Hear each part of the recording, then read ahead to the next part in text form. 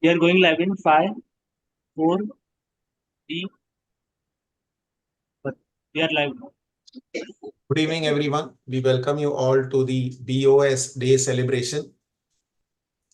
The Bombay Orthopedic Society was founded today in 1965 by a group of orthopedic surgeons. From that time, it was called Bombay. Now it's called Mumbai.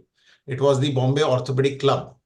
It is now 58 years old. Later on, it was formally registered as the Bombay Orthopedic Society. We have had the annual conference called the Western India Regional Orthopedic Association, Western India Regional Orthopedic Conference, which happens every year, either in December or November. Last few years, since I have been the executive committee member, it has always happened in December. It is the flagship conference.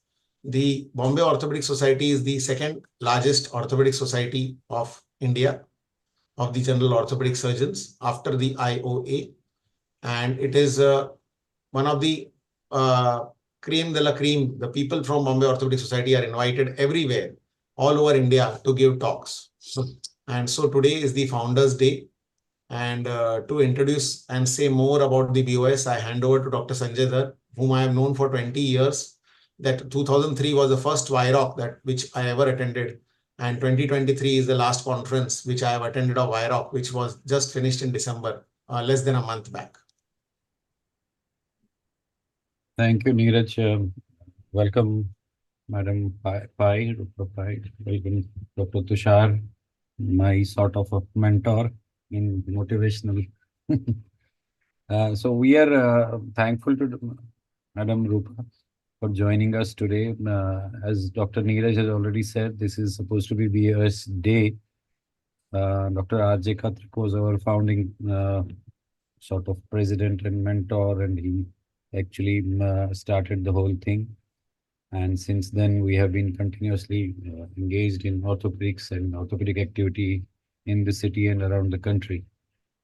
So I think today is the right day to welcome you also this session. And I hand it over to Dr. Tushar for any further introductions.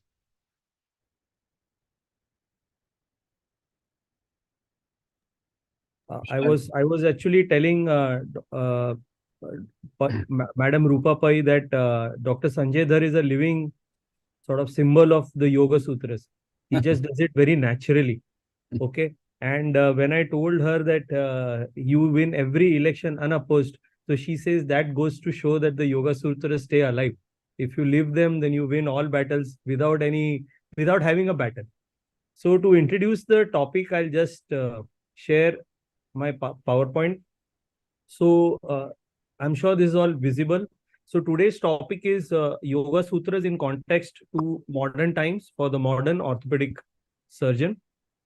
So when we talk about Patanjali Yoga Sutras, what really happens is when we hear the two words Patanjali and Yoga, all that the modern Indian can recollect is Ramdev Baba. But is that correct? So to prove that wrong, I think we'll have this talk today. Life is not all about Ramdev Baba. And this is Madam Pai, who will be, who's so dynamic and who talks so animatedly about this topic. And these are her images. She's also written a memoir with Milind Soman. And here's her picture with Devi Shetty, attesting the fact that she is really well accepted by the medical fraternity.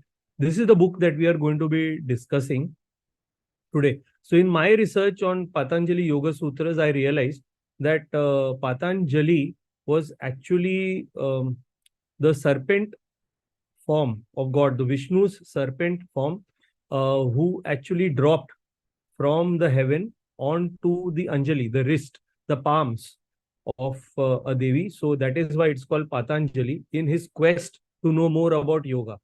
So when he came into this world, he actually wrote 3 books, one on physical health, Ayurveda, one on spiritual health, and one on social health.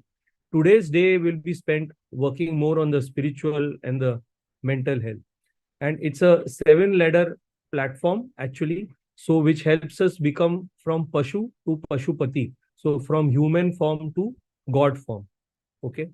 And I'm sure it's not very easy to do all these 7 forms, but the ultimate objective is to reach a final thoughtless state of mind, which is called Samadhi. right? So if we practice the right form of yoga, we reach from Pashu to Pashupati, that is from man form to God form. And this is a comparison of the modern brain and actually our ancient version of our brain, which said that because they didn't have the brain to dissect, right? So they dissected the thought process and they found that there is manas, and from till the end we reach to the chitta. Madam will probably extrapolate more on this. And to give you the sort of time frame as to when the Patanjali Yoga Sutras were written, it's somewhere around the Christ era, just before or just after. It's difficult to date it, but it's definitely predating the Bhagavad Gita and the Yoga Vasistam. So some of our orthopedic surgeons and our audience would be familiar. Most, I'm sure, are grossly unfamiliar with this. So it will be very interesting to learn more. And our author is very celebrated. Just today in the Google search engine, she is number 3 from the top in the children's authors list. That's a very, very proud achievement indeed. And this is a picture to show that though her books are traditionally titled for children, but exactly the opposite, find it very gratifying to read. So from she had given me a list, so I give a gist of the list. She has written over 30 books. Her book Gita for Children is listed among the 100 most important Indian books to be read in your lifetime. That's some achievement for any human being. She's written Milind Soma's memoir. She writes a fortnightly column in Hindustan Times, Bangalore. She has founded the Bangalore Walks, which is a passion-driven work for her. So from her book, Yoga is stilling of the changing, churning mind. You're not the storm, but the calm center of the storm. You can change your nature, find joy in the present, inspiration in the past, and a purpose in the future. And for all activities, start with faith. So I'll stop sharing, and Madam, we welcome, as we keep welcoming more and more members of our executive committee. Now, Madam, I would like to ask you as to how did you decide to write a book on the Yoga Sutras? You have written various books. I have read the Gita and the Vedas and your scientific book also. But what about the Yoga Sutras? Why the Yoga Sutras?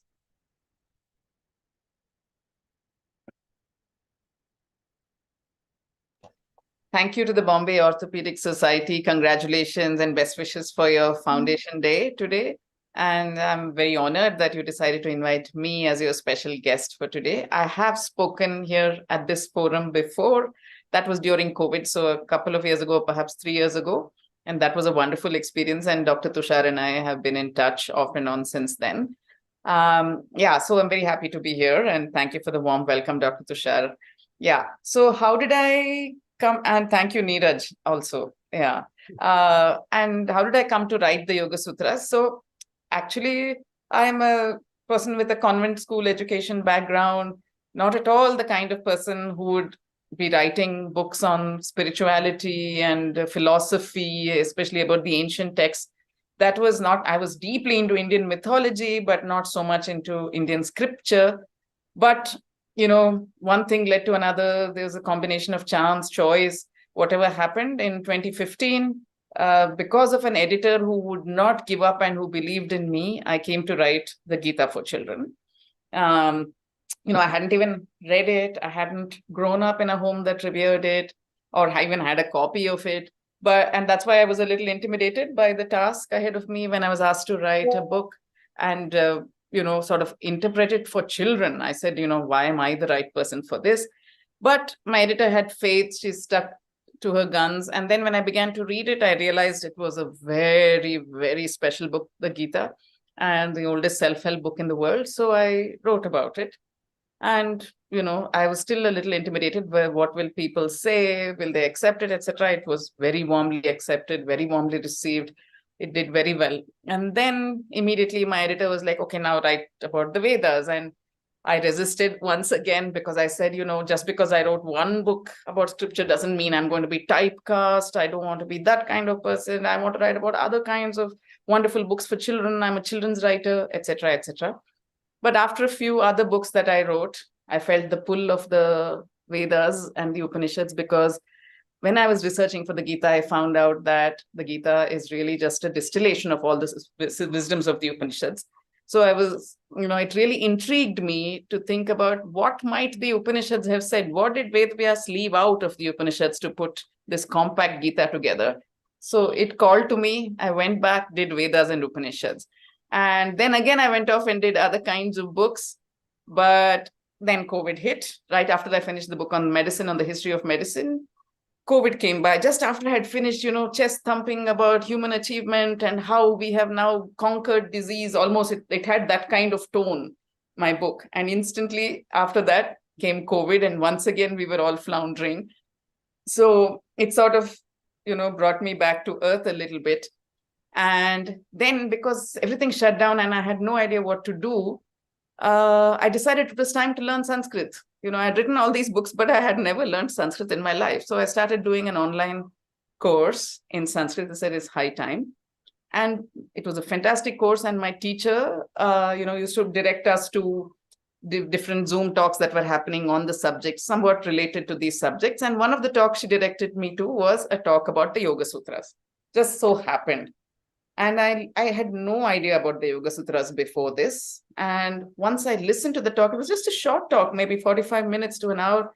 My mind was so blown by the end of it that I said, oh, this is the next book. Children have to know this.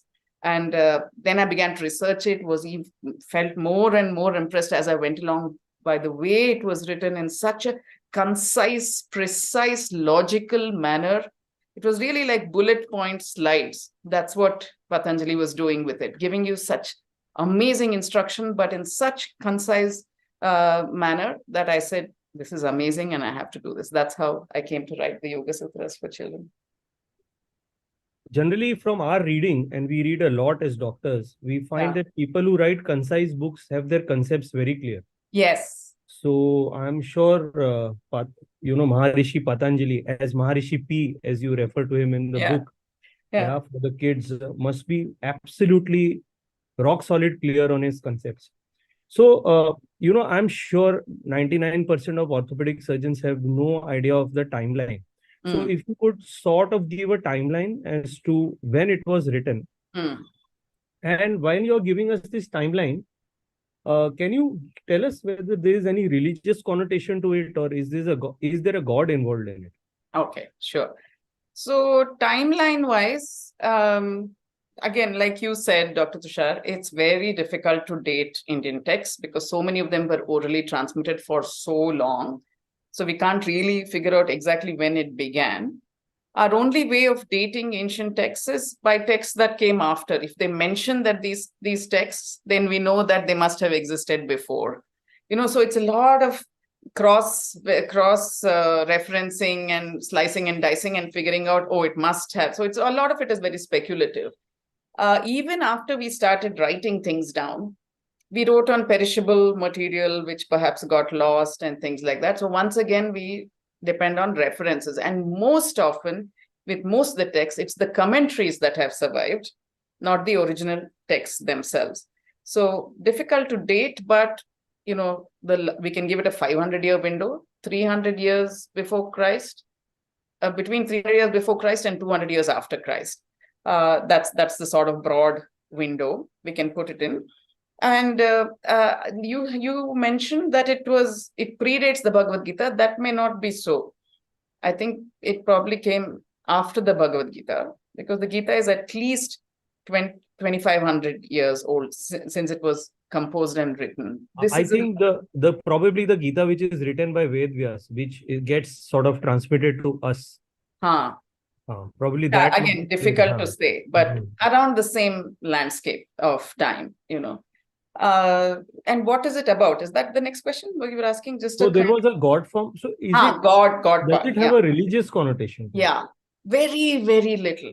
Very, very little religious connotation. It's a very secular text, actually. And it's deeply concerned with the psyche. I feel it's the first book on psychology, that delved so deep into the human psyche and came up with such crystal clear revelations about it. And all of it based on observation of one's own mind. there must have been texts before that Patanjali could have borrowed from or gleaned something from, but this final text that has survived for us is a concise, succinct, deep dive into the human psyche. And the kind of things it reveals is very much in consonance with modern findings on the psyche. It's very similar to that. God only So the mentioned. restlessness of the human brain is coming from infinite times, right? Oh, absolutely. That is why these texts are timeless, because the world around us, the external world, may change unrecognizably, but the internal landscape of the human mind and heart does not change. Human nature remains essentially the same. And it's the same fears, same anxieties, same concerns, same aspirations throughout time. And that's why, these texts are constantly relevant to whatever age you live in for this reason. So Bhagavad Gita as a text, if I understand correctly, especially the ISKCON Bhagavad Gita, when you read, they say that you have to accept Lord Krishna as the supreme Godhead and then continue to read. So Patanjali Yoga Sutras do not say anything like that. So it's for all, across all religions, all languages, all castes. So so now we continue our discussion. So what is the purpose of writing the Yoga Sutras? What were they telling the civilization of the time and the civilizations which were going to follow? Yeah. So I think the Indian ancient sages realized that, it's the same thing, that the world will never, your external circumstances are not at all what determine your outlook, your state of happiness or sadness, or your state of feeling helpless or empowered. All of that is not based on external circumstances at all. However much we may like to believe that that is so. If I have that thing, then I'll be empowered. If I have that person in my life, I will be happy. These are things we tell ourselves as we continuously chase something that is external to us, because we feel something missing inside of us. So to fill that void, that gaping hole inside us, which we feel like we're not complete, we are chasing things that are external to us. And as we all know from experience, from lived experience, all of it is only temporary. Any happiness that we may feel, any safety, security that we may feel on getting something material, whether it's a person or a thing, is transient. It lasts for some time and then it goes away. And that's why our texts are always saying, don't waste your effort on chasing impermanent things. You have only this much limited energy. So don't waste your time chasing things that are impermanent. Don't chase happiness. It's pointless. It's just a state. It comes and goes. Don't chase success. It comes and goes. Fame, money, all of it is transient. And the pleasure that it gives you is, again, very, very changing. It's constantly changing. The pleasure that you get from your first $1 million is gone as soon as you hear that neighbor is making $10 million. So then it immediately goes to that. So this deep discontent is only fueled by chasing impermanent things. And they always tell us, go after the more permanent things. And what is the permanent thing? Your state of, the other thing is, we cannot control the external world. And so it will keep throwing things at us that make us happy and sad and, feeling like a success or feeling like losers. But what we can control, what is entirely in our control, is our minds. And if we can learn to control the mind, we can change the universe. If we are able to change our minds, the universe itself changes around us. So that is the basic thrust and lesson of the Yoga Sutras. And the Yoga Sutras, interestingly, is not just a theory lesson. That is the Gita. The Gita is theory, the Upanishads are theory. They tell you what you should be chasing. The Yoga Sutras is a practical workbook that accompanies these theory texts. It tells you how to achieve that.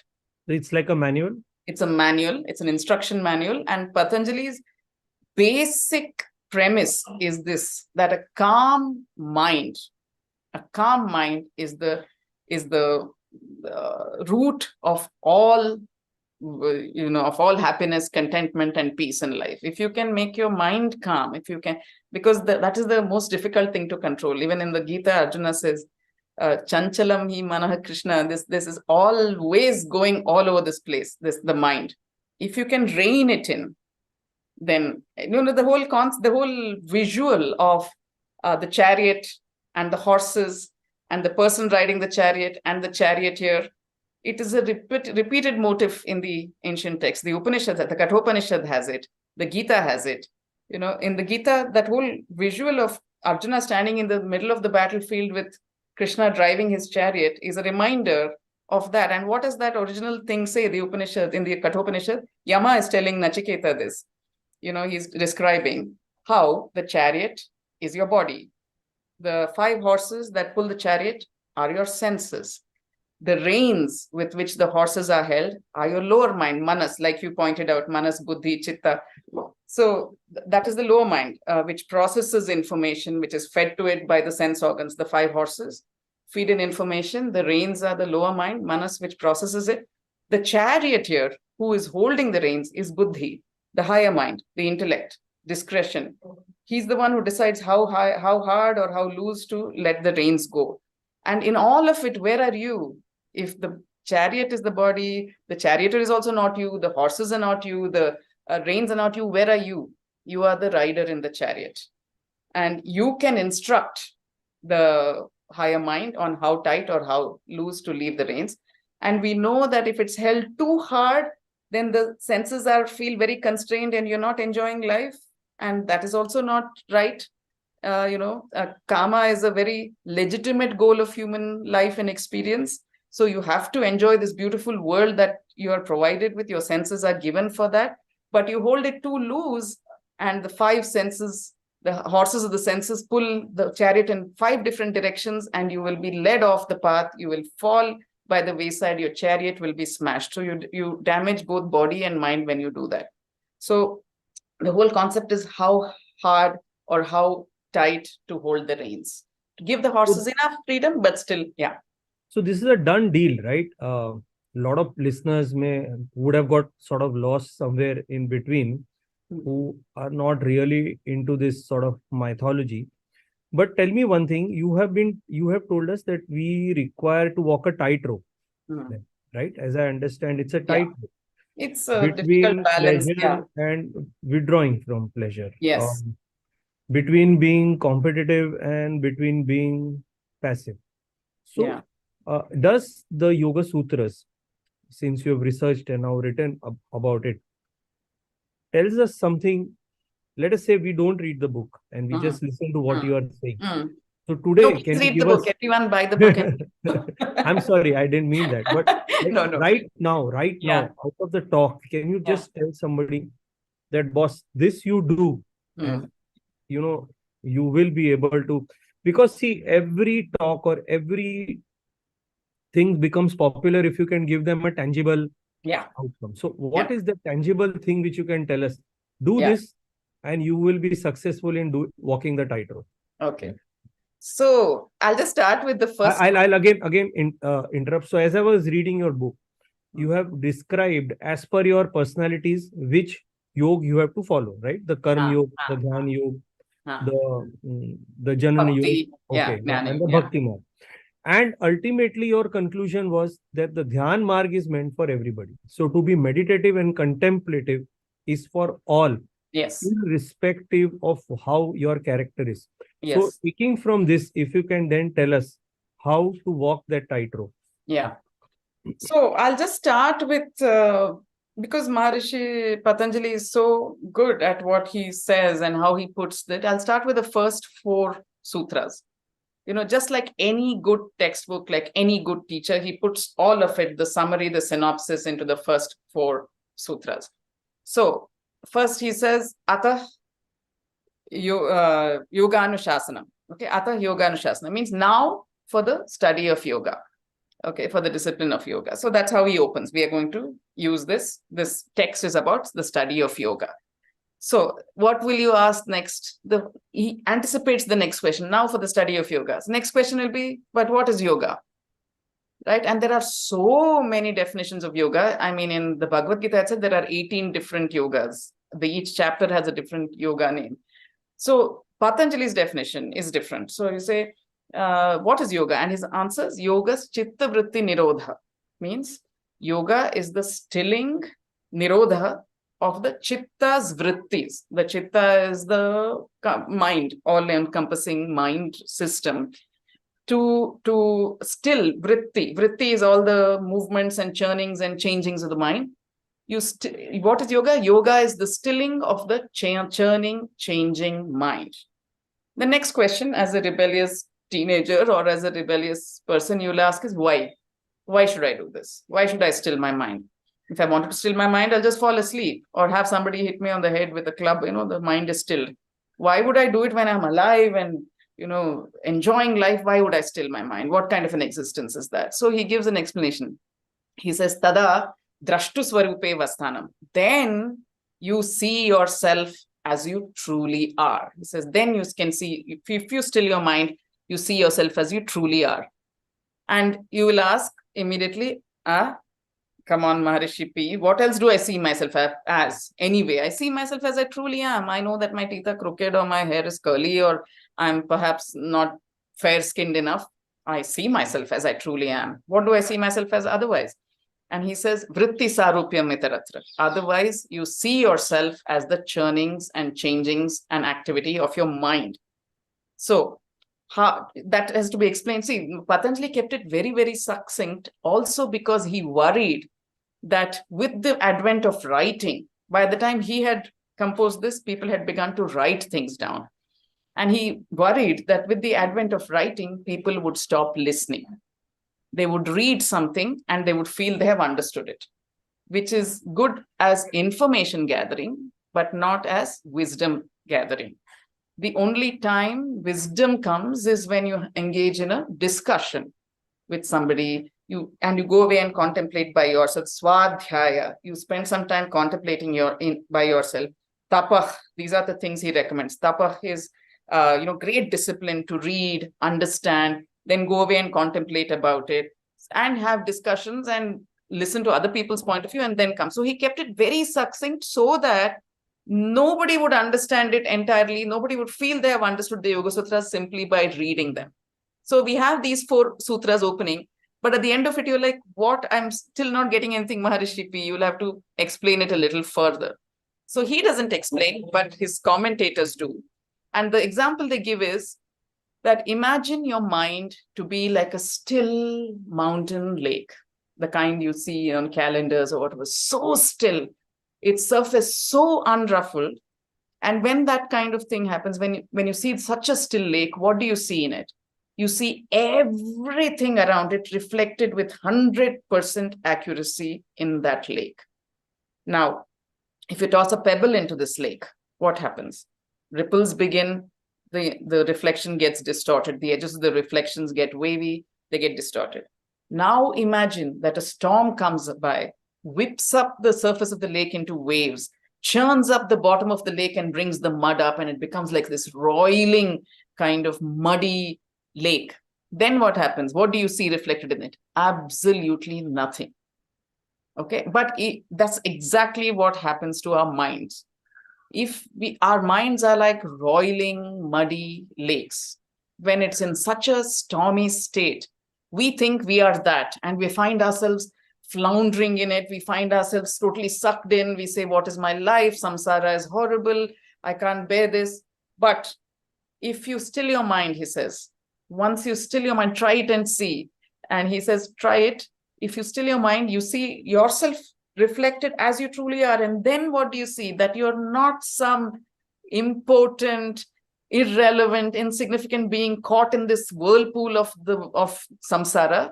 You see yourself as separate from it. You see your emotions as waves that rise and fall, nothing to do with you. This is just what happens when you are embodied. You're living a life on earth in a body. The world is throwing stimulation. Your mind goes up and down, but it has nothing to do with you. To be able to see that, to be able to develop that detachment, that vairagya from what is going on around you, you have to still your mind, and then you see it. And he gives a very nice exercise. He not only says that this happens, he also says, you know what, there are only 5 kinds of thoughts that go through your head. So if you're able to sort of sort each thought, first of all, try vritti, watching as a new hobby. Sit down 5 minutes a day, 10 minutes a day after you finish your work, and just watch the emotions, the thoughts come and go.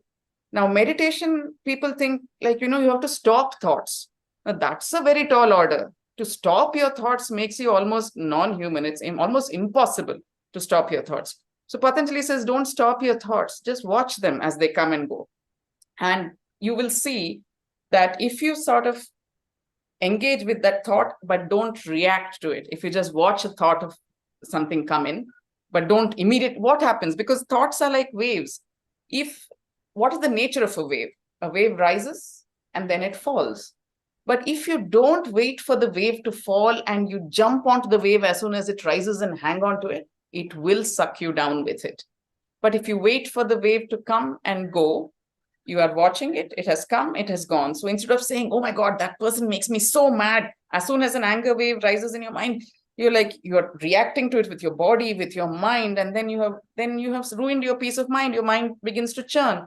Instead of that, he says, just step back and possibly tell yourself, I am seeing anger rise, a wave of anger rising in my mind. Now I will do a stare and don't blink contest with it. Do it long enough, that wave subsides, it goes away, and your mind is clear again.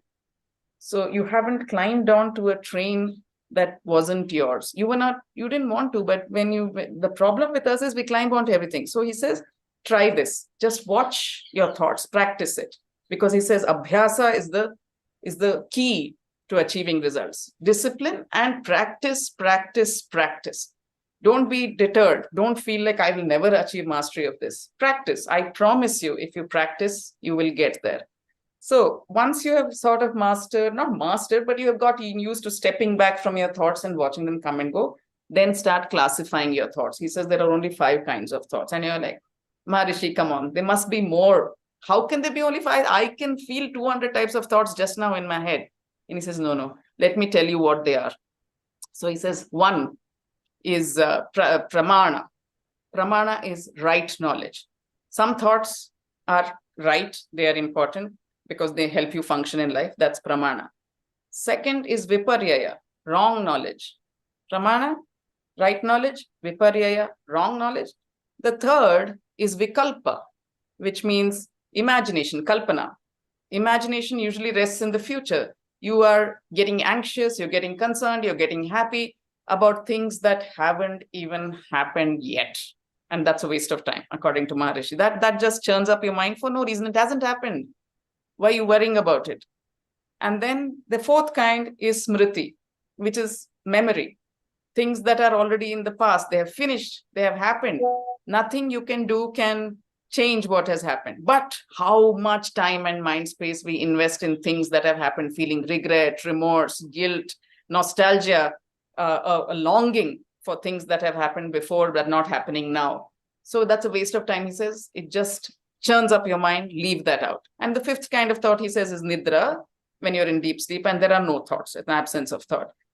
And it might seem ridiculous that there are only 4 kinds of thoughts. But in my book, I have for children, I have given a kind of series of thoughts that might occur in their heads when it's early morning, when you're getting ready for school.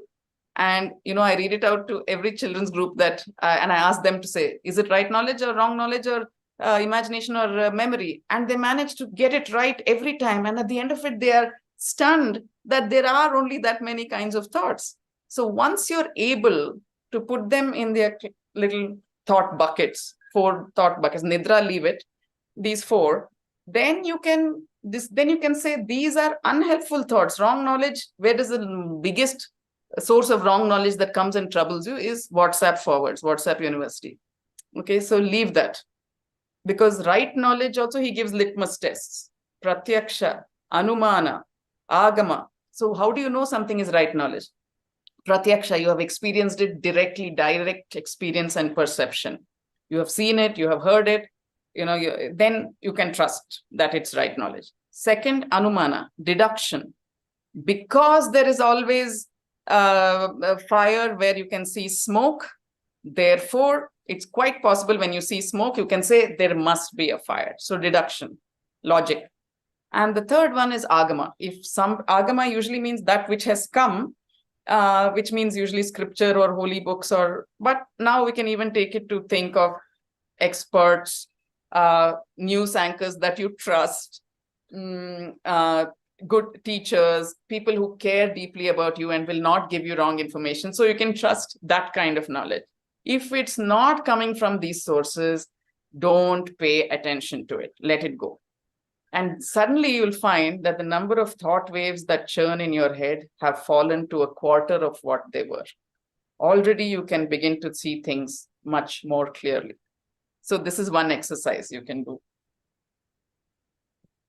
Very impressive. So it is said that if you scientifically, the Western world says that if you meditate continuously for, they have given a figure like 21 minutes a day for 6 months.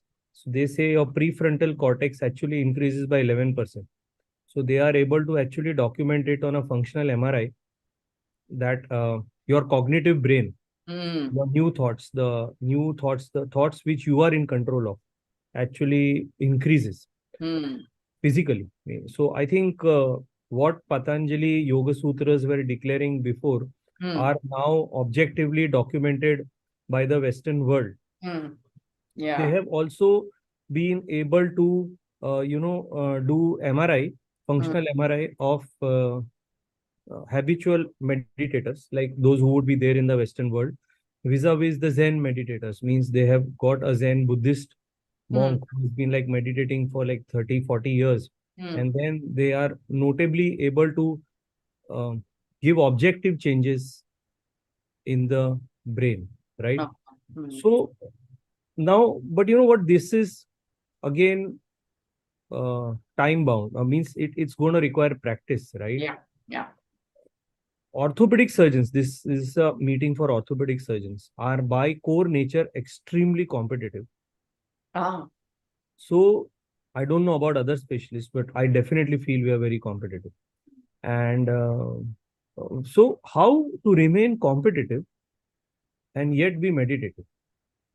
Yeah. Does it take the edge of your competitiveness? Yeah, I think Dr. Sanjay wants to ask a question or make a comment. I'm not sure. No, I want to question the same question Tushar is asking. Actually, hearing you for last 15 minutes. As you said, chanchal man means we always are chanchal. Basic by core, human being is chanchal. Whatever the times have and been through the evolution we have, means people who have written these texts and all that, those were different times probably. I'm not the perfect judge to say that, but like they could go away and stay from away from the humanity and then do whatever they wanted to do, and yet the people would feed them and this the. So we and mankind by nature has been chanchal, in the sense we have progressed so much now. We are from stuti, smriti, and now we have AI.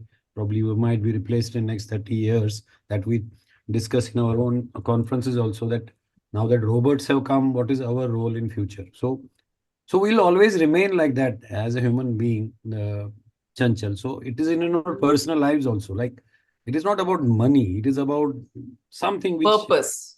like I did recently a conference. There was nothing I had to prove, but yet I was so passionately driven to get it succeed. I don't know. At the end of it, it may not have given me anything, but it has given me so many things that I could do it. I manage a conference. I could produce something. I could direct or directionalize something. It may not have been done purely by me. It is done by so many people, but it gave me personal happiness. So in view of this, what you are saying, like even I want to be a perfect man, in the sense that I want to be calm. My wife is my biggest detractor when she keeps questioning me that, in fact, why are you doing this conference? What is there in? So the anger is always there. And to a certain extent, you can control it. And to the urge to do something, you might want to control. But in the present times, how relevant is this? And how do you extrapolate this present generation and the human nature, the needs, what we have? Basically, I don't know. Even our chanchalta is also driven by God only. No? It is not I am doing this. So I can blame him for this. Yeah. So But if chanchalta is given, how do these texts help in us, people like us now? Yeah. No, they are extremely relevant. I think the master stroke of the Gita of Vedavyasa was to set the Gita in a battlefield, not in an aranya. It wasn't said by some rishi. This was a man of action who was being made to do action, who was being urged to do action, when he wanted to run away from action. He didn't want to do that action. He gave very logical and very correct reasons for why he wanted to go away. He said, I don't want to kill. In what heaven is there a place for somebody who shoots down his own teacher, who raises arms against the teacher who taught him to pick up a bow in the first place? In what heaven is there a place for someone who kills his grandfather, who has been more than a father to him? This can't be right, Krishna. And for what am I doing this? For a piece of earth? I don't want it. I've lived in the forest for so many years. I can live there again, and I'm going away from here. And then Krishna gives him the lecture of his life and says why he should stand and fight. And that is why the Gita is for all of us living in this battlefield of the Kurukshetra of the world. And what does he say? He says, this is your dharma. You have to do it because you have been trained for this your whole life. This is what you have as a Kshatriya, this is what you have accepted that you will do. And so it's in that sense, it's a text that urges you to do your job, not walk away from it and go to a forest and sit there and be given arms. No, that is not allowed. In fact, in your stage of life and given your profession or whatever, you have to be the best that you can be. You have to give 100% effort. Then Arjuna says, then what makes me different, Krishna, from all the other people? They are just fighting for thinking that their work is everything they're fighting. If I do the same, what makes me different? And he says, I will tell you, you will do your work without being attached to the fruits of your labor. That's really the difference. When we live in this world, of course, we have to do our duty and, we have to give it 200%. We have to be the best that we can be at it. But we have to take that competitive element out of it. You're doing it because it is your dharma, not to be better than anybody else. That is the key. And how can you do your duty without being competitive? By letting go of the result. Now, in the current world, it's very much like you have to visualize, you have to vision it. If you think that you can be president of America, if you talk about it, if you focus on that, you can be. Perhaps, but you also are setting yourself up for disappointment when you don't become that, because truly you cannot control what happens outside of you. However, if you say, I'm doing this because this is my duty at this point, like I tell kids this all the time, students, what is your dharma? So they say you study very hard and all. I'm like, why? Why should you study hard? Say, because, to get a seat in a good college, to get a good job, to make our parents happy, to make our teachers proud. And I say, Krishna says, all those are wrong reasons to study hard.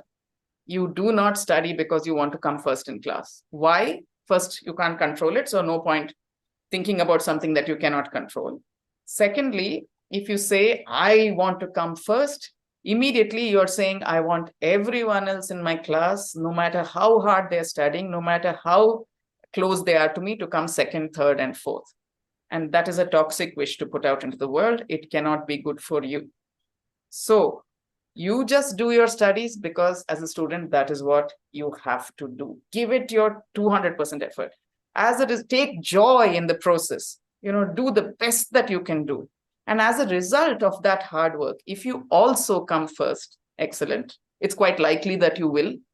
But thinking about the goal all the time distracts you from the effort because it fills you with fear, anxiety. Will I achieve it? Will I not achieve it? Will I be better than that person? Leave all that churning of the mind. Just focus on the job at hand. And at the end of it, if you achieve what you meant to, again, you're not looking for any particular achievement. You take what comes with a generous grace. And then you tell yourself, at least you don't have any regret at that. Not saying, I shouldn't have got distracted by this. I shouldn't have because fear paralyzes you. It dilutes the effort. However much you may think that fear and makes you stronger and pushes you towards something, it doesn't. It actually debilitates you. It's better to focus on the effort and see if you work with a clear mind, you will achieve success. But if you work by saying, I want to be better than that person, it dilutes the effort. It fills the fear is the thing, right? So unlike if our president, Dr. Dhar, should organize the best Vairog, but not say that my Viroc should have been better than the previous Viroc, or the next guy should never Even if be he has able to. organized the previous Viroc himself. He has actually, yeah. So no need. Everything is new. Everything is fresh. Let us see what happens this time. We have all put in our best effort. And if it doesn't go well, it's not because of lack of effort. So there's nothing to blame ourselves for. So we cannot practice saying that all patients should be coming to me. Means that is not the way we can practice. No. We are available. We give the best advice. If it has to happen, it will happen. Yeah. No, only because it's not a fatalistic thing to say that. It's just a practical thing, because you really can't control these things.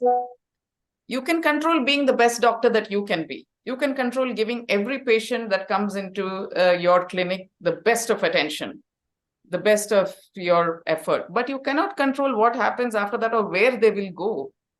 Yeah. That we are seeing. Like Yeah. it's like that famous saying, let the bird fly. If it comes back to you, it is always It's yours. That's all. And it may seem like, this is for sissies, this kind of thing. It's only when you work hard. But if you try it, it's all about Vairagya. And Vairagya doesn't mean becoming cold and detached in that fashion. When you divorce yourself from the fruits of your labor, you're able to give happily, completely, wholly, generously, because there is no fear that is paralyzing you. When you don't have fear of competition, you can give happily. And that makes your effort so much richer, not only for you, but for everybody who benefits from it. So since you write for kids, I want to ask you what to do about kids who don't feel competitive. Who don't. And who feel that, life is like a ball and like I'm on the roll and I don't want to be reading, studying, or I'm You not. have already achieved Vairagya. Yeah, well, that is premature not the kind of Vairagya. Vairagya we want, because again, Krishna says there is a kind of, there's right inaction and wrong inaction. Just saying that I'm not going to act is helpful to no one, because however much you may fool yourself, he says, we are acting all the time. Even choosing not to act is an act. It's a choice that you're making, right? So that is wrong inaction. You have to act. You have to act in the right way, means do your best, give your biggest, give your 100%, but don't get attached. So how do you help children do that? I think it's like become a generational problem now, because there is a lot of anxiety about the future for children. They feel. So I asked a kid in my clinic, so what do you want to be? So he says, I want to be an ethical hacker. So that's the kind of ambition. 90% of them tell me they want to be YouTubers. So, which is a fact. I'm sure everybody else can. Yeah. So, I haven't read your. I'm very sorry, I haven't read your book. No. I will definitely read it now. There are 2-3 challenges. Like one, most of these books are in Sanskrit. So I don't know your book. So it is unfortunate that we don't know. I have passed 3 exams of Sanskrit. Beyond that, I didn't learn it. Second is this, you're talking of kids. I'm talking of the younger generation, these 20s, 18. They are, I don't know, I find a very different generation. In fact, I'm a teacher in a medical college. I have these students who means slightest thing, they get emotionally disturbed. Slightest challenge, they get overworked. They feel they get their parents.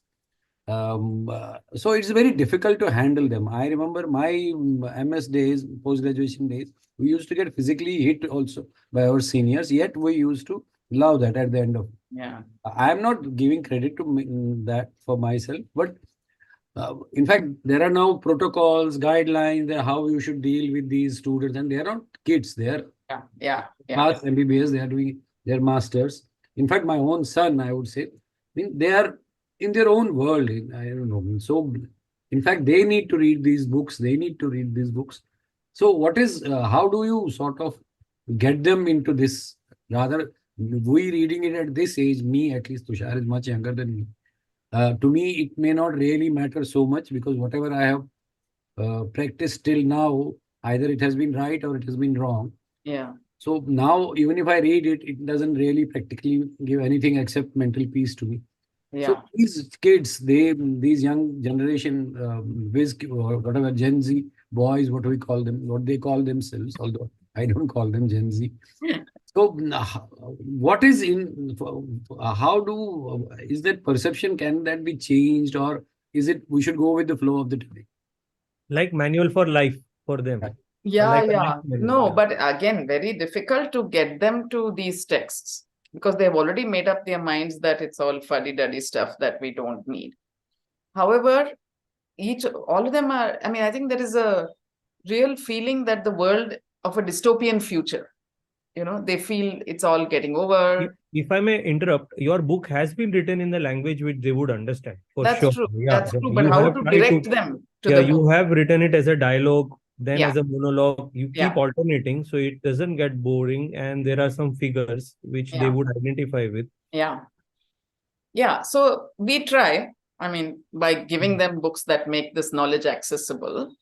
But like they say, you can lead a horse, you can have the book in the house, but whether they pick it up or not, and when they do, whether it interests them or not.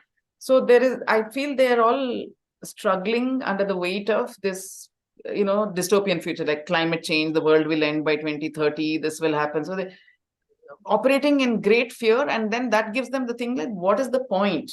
What is the point of doing anything? Anyway, it's all going to end so soon. That is On the contrary, madam, I feel when what sir is talking about the students, they are of the feeling that I am the only person alive, and my problems are the only problems which are that relevant. is true. To That hell is with the also world and the dystopian future, but my future should be bright. should be bright. So, But they've already given up on their futures. They're like, it's not going to go anywhere. That kind of thing. And I think, of course, as we all know, social media with its pressures, the peer pressures, the too much information all the time. We didn't have that much information, so we didn't worry about the world. They feel responsible for the whole world. They feel if Palestinians are being slaughtered by Israel, it's somehow their fault and they have to do something about it to show support, right? They feel very helpless all the time because of all the news that is coming at them all the time. And all of it is negative news because that's the way to increase TRPs and stuff like that. So people are... As we are discussing this, no, madam, suddenly it has dawned upon me that what sir is saying, what you are saying, or what is happening in the world is totally beyond our control. Yes, exactly. I think that is what Patanjali was trying to say, that the only thing which is in your control is sit silently, observe your thoughts, classify them into these 5 things, and keep doing it consistently. Yeah. Yeah. And whatever I would has add to to happen that, will happen. Will happen. And I would add to that, shower compassion and make a difference among people in your orbit. That's enough.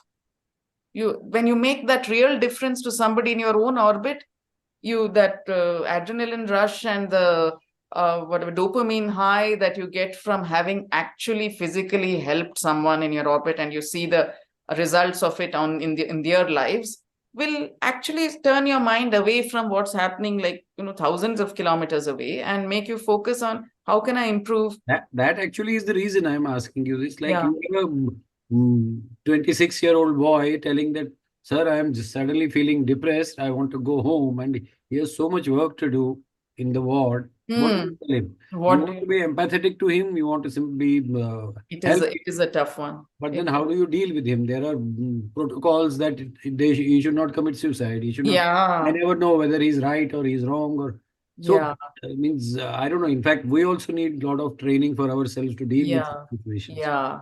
So as a teacher, I think the hope is that it is a phase that the whole world is going through, and they are reaching out to therapists and people like that, right?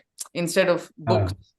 And maybe that is one way of dealing with it. That's 30% of my students are under therapy. And even the great resurgence of interest in spirituality among people of all ages, in India particularly, and this rise of spiritual leaders like or people like Sadhguru, and they have huge followings because it's needed. What they are saying is required to calm the mind. It is a very scary world. It's not any scarier than it was 2000 years ago, but we're made to feel because of all the information. And once you recognize that and start slowly cutting off your own access to information, get off Instagram, get off the Google News, that is a great practice, I think, to just detoxify, do a detox when it comes to social media and general information.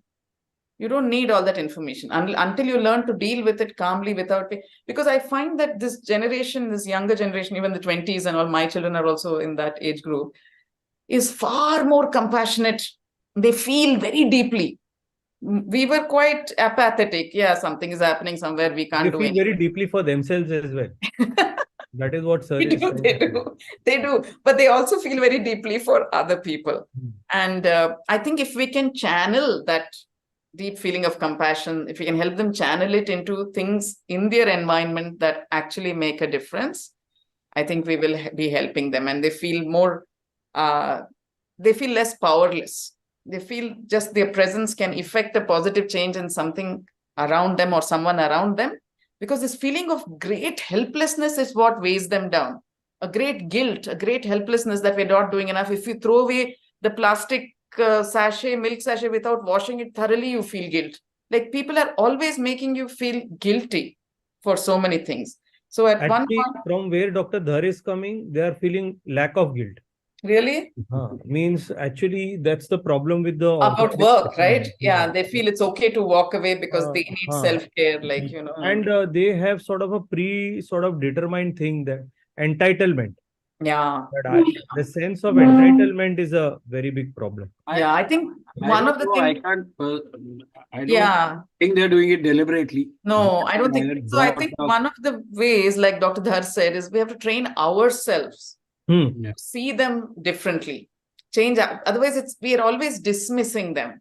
Yes, You know? yes. That is the problem. I think it's important to try and understand where they're coming from, and Social media probably has made it very,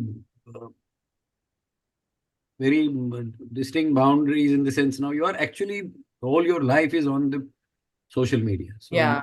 suppose you don't get good likes, suppose, and Yeah. there is so much depressing news. In fact, I also sometimes watching TV, at the end of it feel chaos. Kitna chalu hai, itna gadbad sab, you feel. Abhi yesterday only, in fact today only, I was talking to one of my juniors.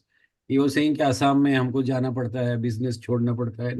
I'm not talking of religious this, but because they feel overwhelmed by the local people or something like that. yeah. Although it may not be so bad, but then social media makes it worse. And then how to cope with it, that is what these texts would come in. But I don't know, they have to be more. Yeah, I wish, my advice always to youngsters and all is to get off the online world and go into the offline.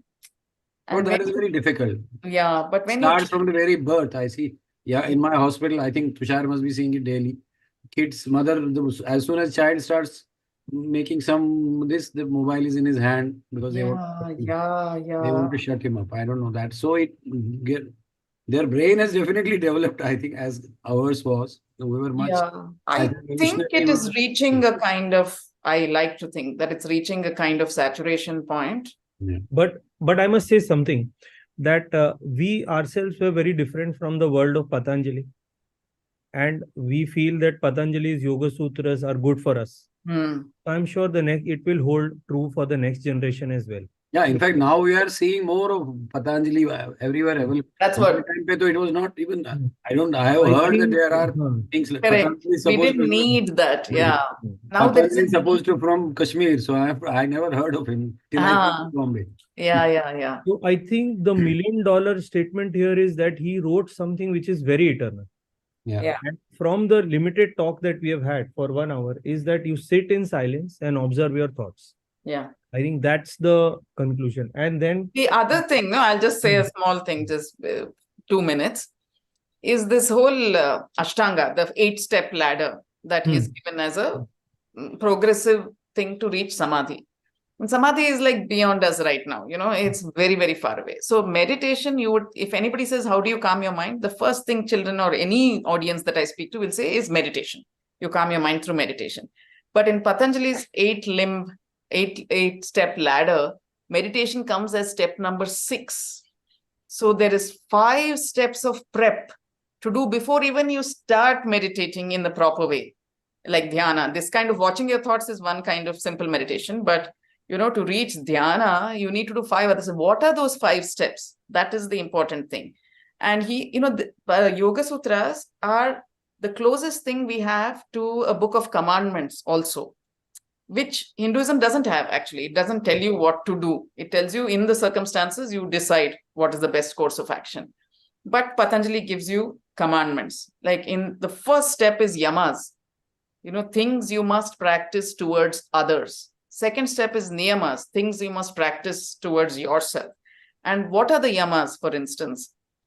Ahimsa, satya, asteya, brahmacharya, aparigraha means don't always tell the truth, do not practice violence, do not steal, and do not, practice restraint, those kinds of things. And you'd say, how does that lead to a calm mind? Why is that the first step to a calm mind?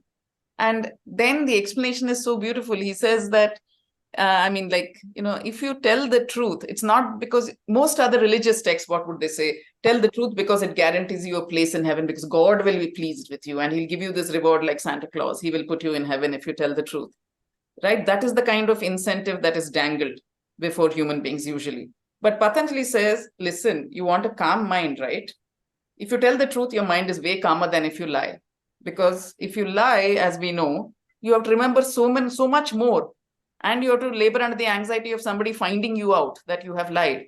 But if you tell the truth, instantly, the churnings of the mind falls by a certain percentage. So everything he suggests that you do is in the pursuit of a calm mind, not in pursuit of rewards in the afterlife, which makes it such a scientific, practical, relatable text for the young generation, for the modern generation, which scoffs at, spirituality and that kind of stuff, and heaven and all. They will not listen to those kind of things. But if you say, listen, you want a calm mind, don't practice violence on people or on yourself. And I think when I say that to high school kids, particularly the younger kids, I don't talk about Yoga Sutras, but high school kids, college kids, when I say, can you just list out the kinds of violence you practice against yourself? Can you list out, and I say, don't steal, most of you must be saying, that is easy. I don't steal anything from anyone at all. That is not something I do. But if you ask yourself, have you stolen somebody's reputation? Have you stolen somebody's dignity? Have you stolen somebody's ideas and taken the credit yourself? Then you see, we are all stealing. And what about, so that when you do that, it, according to Patanjali, it churns your mind. And you don't do that, it leads to a calm mind. And that's a perfectly logical explanation that they all immediately get. So in that sense, it's very scientific. It's very logical. And it's the kind of thing that youth of today can get behind. So it will also tell us why we are not able to achieve a calm mind. We can take a step backward and understand that we are not doing the first. Exactly. So when somebody says, I am not able to meditate, okay, boss, you look at the first few steps. Whether are you able to practice non-violence? Yes. Again, violence in thought, deed, word, So I think we've reached the hour that we had taken your commitment for, madam. Sure. So I'll try to sort of draw a conclusion. So because of the presence of esteemed Dr. Sanjay Dhar, we could actually tackle both parts today, the practical world of orthopedics and the academic world of orthopedics, right? And we dealt with 2 sets of problems, being ultra competitive or being ultra complacent, either being too dutiful or having no sense of duty. So the problem is that we are not really able to tread in the midline. Middle path, middle path. So I think from the last statement, I'll go backwards, is that we should familiarize ourselves with the right action so that if we practice the right action, we'll automatically be able to focus and meditate better. Yes. And be able to reach a higher and a better version of ourselves. Yes. So I think we should all not aim to be merely successful, but we should aim to be the best version of ourselves. Each day a little better than yesterday, and competing only with ourselves. And as divine a version of ourselves as we can be. Yes. In spite of all the odds that we are facing in our environment. Yes. And more the odds, the better, I guess. It makes our practices more powerful. Yes. Yes. Is Neeraj Bijlani there or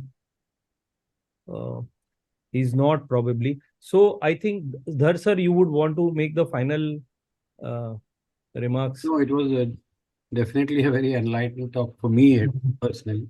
That's a big deal. uh, I'm sure I'll look forward to having more on Madam, her books at least very soon. I will request Tushar to.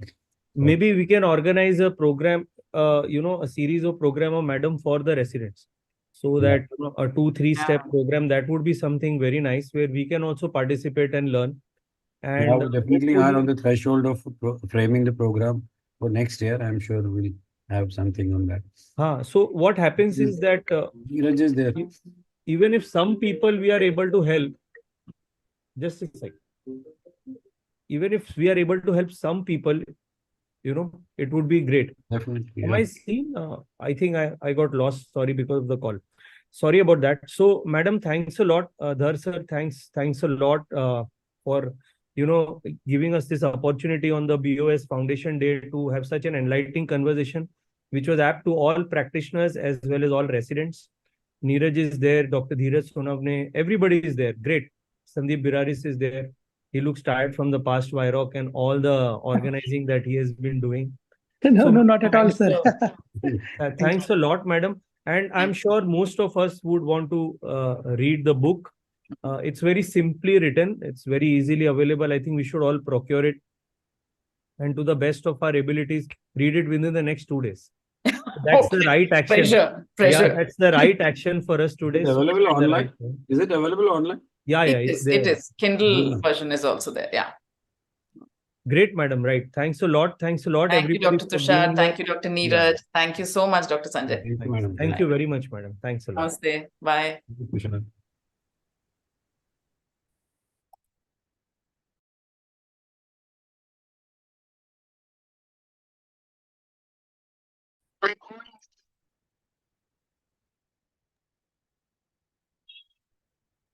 चलो बस है ना नीरज है is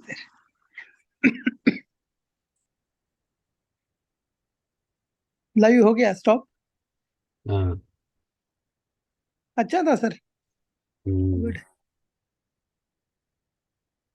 कितने का book है